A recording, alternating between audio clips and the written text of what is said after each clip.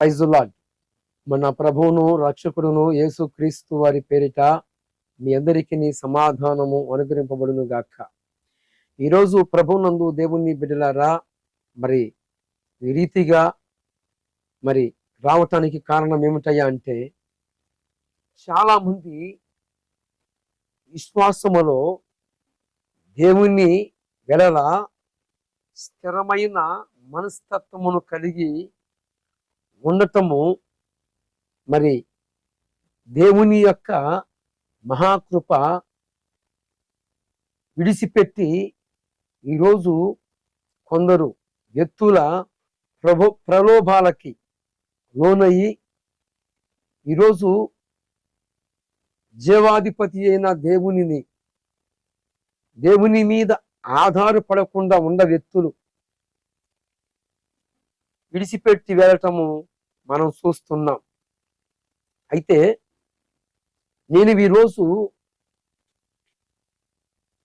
దేవుని మీద సడలని విశ్వాసముతో ఆయన మీద ఆధారపడుతున్న వారితో మరి వారు కూడా సరిచేయబడినట్లుగా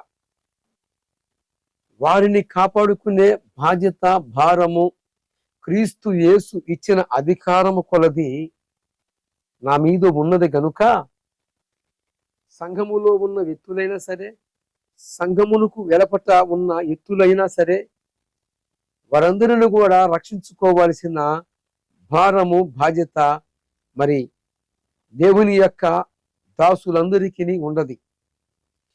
దేవుని దాసులు అందరి మీద ఈ యొక్క భారము ఉండిన కారణాన్ని బట్టి మెదుడికి రావాల్సి వచ్చిన కారణము ఇది. ఈ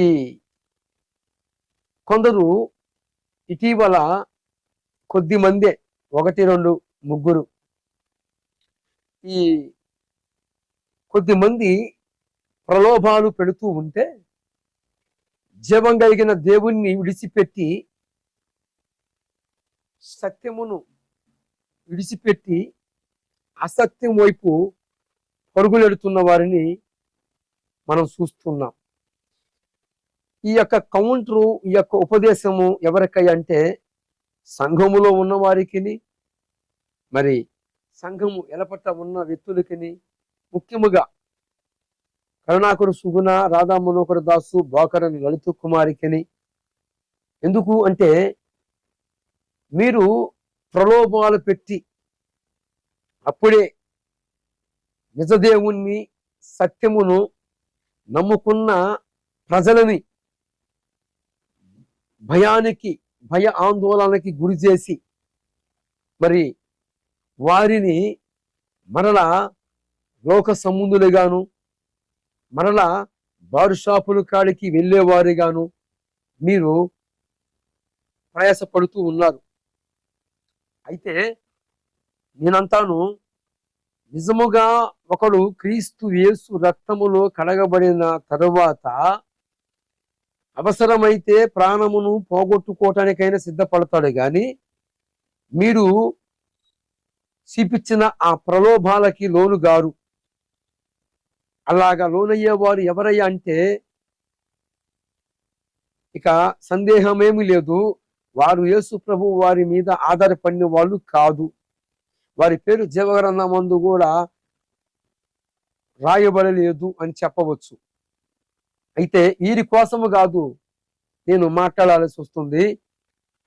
ఉన్న వ్యక్తులు, నమ్మకస్తులు ఉన్నారు, నమ్మకమైన ప్రజలు ఉన్నారు, బిడ్డలు ఉన్నారు. వారు కూడా మరి త్వరపడి చంచల మనస్తత్వం కలిగిన వారితో సావాసం చేస్తే, మరి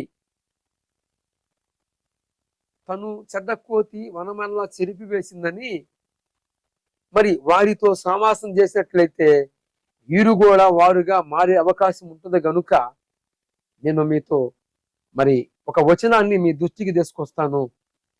మరి చూద్దాం. దశలోనిక పత్రిక మరి 3వ అధ్యాయములో 5, 8వ వచనములో 5వ వచనములోనేమో ఇక సహింపజాలలేము. శోధకుడు మిమ్మల్ని శోధించలేమో అని చెప్పి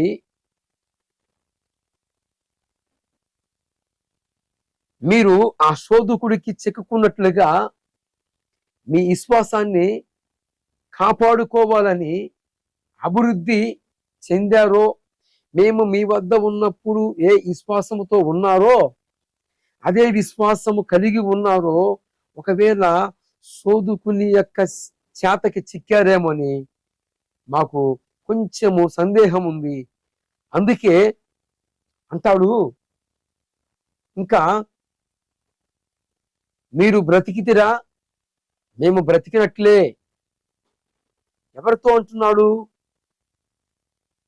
క్రీస్తు యేసు రక్తములో కడగబడిన సంఘములో ఉన్న ప్రజలతో తాను స్వరక్తమిచ్చి సంపాదించి ఆ యావత్తు మందని కాయటానికి జాగ్రత్తలు తీసుకోమని చెప్పిన దేవుడు ఆ యొక్క అధికారమును దేవుని సేవకునికి అప్పజెబితే, ఈనాడు సంఘములో ఉన్న వ్యక్తులు కొందరు దేవుడిచ్చిన అధికారమును పక్కన ఉంచి పైసాయే పరమాత్మగా అని చెప్పి ఊహించుకొని వచ్చిన ఆత్మలను కూడా నిర్దాక్షిణంగా పోగొట్టుకునే వాళ్ళు ఉన్నారు.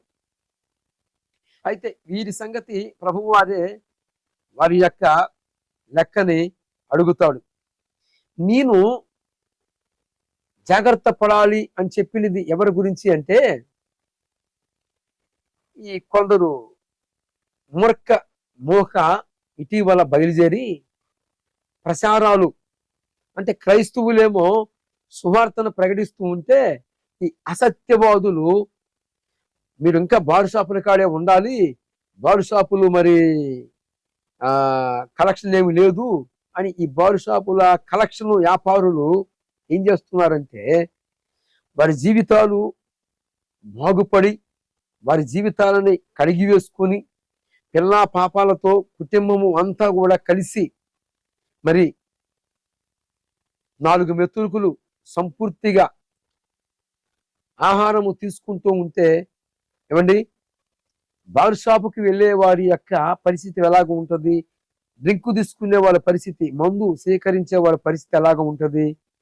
వారి యొక్క కుటుంబాలలో ఎంతో దుఃఖం.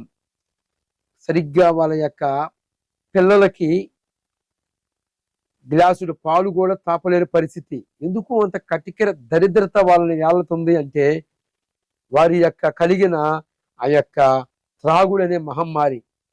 ఆ యొక్క త్రాగుడనే మహమ్మారి చేతుల నుండి విడిపించబడి మరలా ఆ పాపభూతమైన ఆ యొక్క త్రాగుడనే మహమ్మారి చేతికి చిక్కకుండా ఒక పక్క దేవుని సేవకులు సంఘము వారిని కాపాడుకుంటూ వస్తూ ఉంటే, కొందరు మూర్ఖ శకామణులు బయలుదేరి మరలా ప్రలోభాలు చూపించి మరలా యేసు ప్రభు వారి దగ్గరకి వచ్చిన వారిని మరలా చంచల మనస్తత్వం కలిగిన వారిని కూడా తీసుకొని పోతూ ఉన్నారు. అంటే కొద్ది మందే, అందరు కాదు. అయితే వారి గురించి నాకు అవసరం లేదు, కానీ నేను నాకు అనుగ్రహించిన యావత్తు మందన గాయటానికి నాకు అనుగ్రహించిన ఆ సంఘము నేను కాసుకోవటానికి మరి నేను జాగ్రత్త పడాలి. కనుక ఇక్కడ పౌలు మహాభక్తుడు అంటాడు, ఒకవేళ మిమ్మల్ని శోధకుడు వచ్చి శోధిస్తాడేమో, కనుక మేము మీ వద్ద ఉన్నప్పుడు మీరు ఎలాగైతే స్థిరులుగా ఉన్నారో, మరి మీ యొక్క విశ్వాసం అలాగ ఉన్నదో లేదో మీ వద్దకు మరి మా వద్ద నుండి తిమోతిని పంపుతున్నాము అని చెప్పి సంఘమునకు లెటర్ రాశారు పౌలు మహాభక్తుడు. అయితే అంటాడు, మీరు బ్రతికితిరా, మేము బ్రతికినట్లే. మీరు బ్రతకకపోతే మేము బ్రతకనట్లే అన్నట్లుగా ఖరాఖండిగా తెలియజేస్తూ ఉన్నాడు పౌలు మహాభక్తుడు. నేను ఈ మాటలు ఎందుకు ప్రస్తావిస్తున్నానంటే, ఈ కడవరి కాలాలలో ఈ రోజుల అంతములో మనమున్నాం.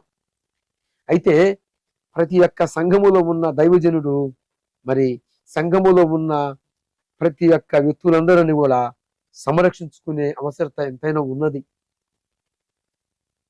ఎందుకంటే 99 మంది నీతిమంతుల కంటే ఒక పాపి విషయమయ్యి పరలోక రాజ్యములో గొప్ప విందు సంతోషం కలుగుతుందట. లోక 15వ అధ్యాయము 7వ వచనములో రాయబడి ఉంది. అయితే ప్రభునందు దేవుని బిడ్డలారా, ప్రేమైన సంఘమా, ఇలాంటి మూర్ఖ శకామణుల మాటలు వినవద్దు.